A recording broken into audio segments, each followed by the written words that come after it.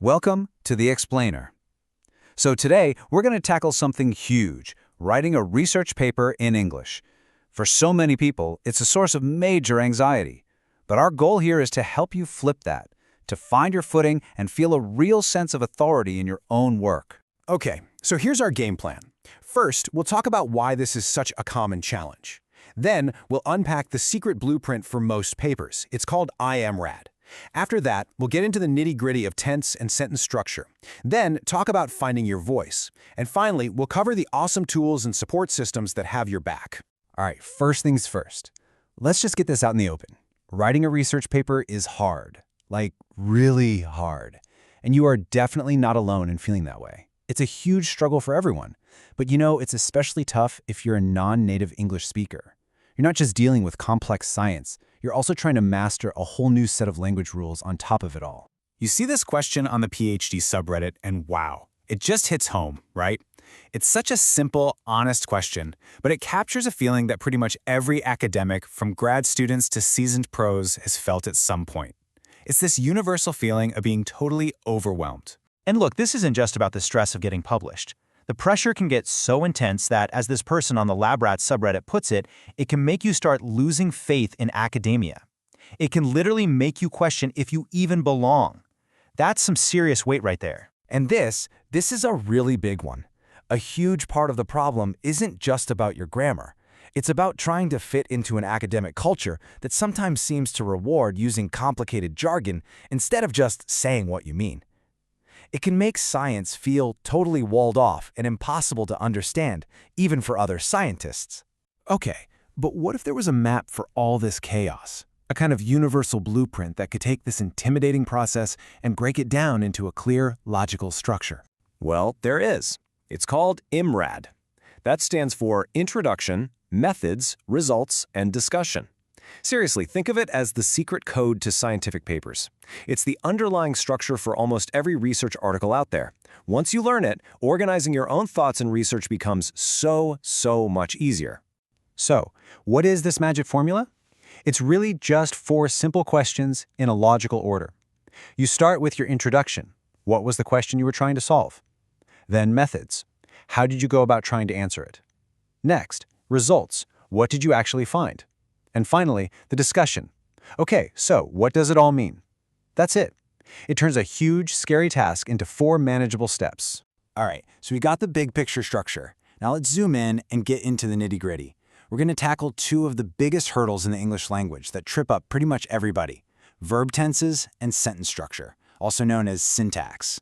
And, like this person on Reddit says, and they're so right about this, you're not crazy if you find tenses confusing. It's not just you. Even native English speakers mess this up all the time. But there is a logic to it, especially in certain sections of a paper, and getting it right makes a huge difference.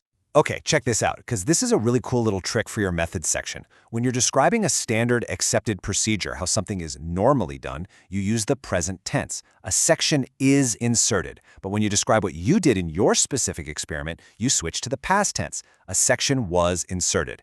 It's a small change, but it adds a ton of clarity. And then there's syntax. Syntax. This is often the trickiest part, because you're literally thinking in one language and trying to force those ideas into the sentence structure of another. It's bound to feel weird at first. The key is really just to absorb the basic patterns of English sentences until they start to feel a little more natural. Okay, so we've talked about some grammar rules, but let's be real. Great writing is so much more than that. It's really an art form.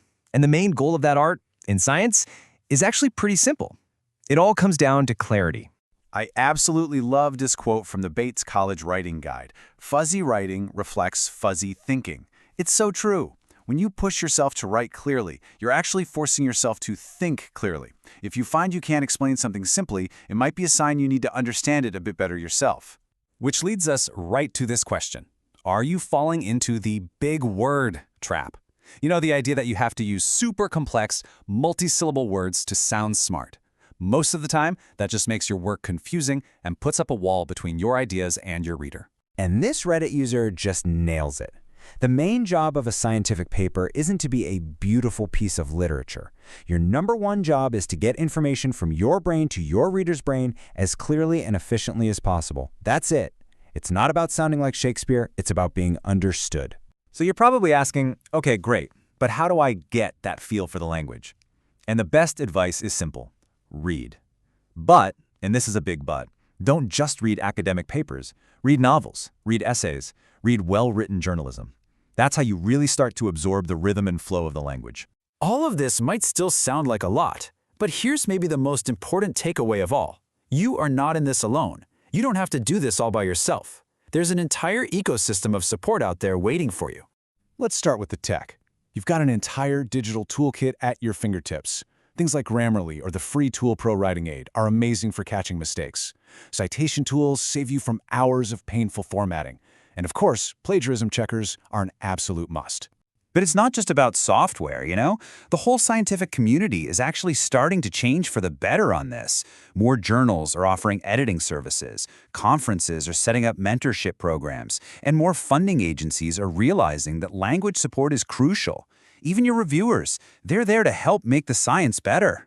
Look, if there is just one thing I want you to remember from all of this, it's this. Your skill as a scientist and your skill as a writer in English are two completely different things. Your ability to write a perfect paper does not define your intelligence or the quality of your research. It's a skill, and like any skill, you can learn it, you can practice it, and you can get better. So I'll just leave you with this question to think about.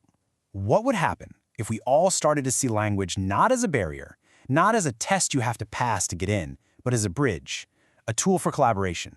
Because when we support each other across these language divides, we're not just improving a paper, we're actually making science itself better, more open, more collaborative, and ultimately, more powerful.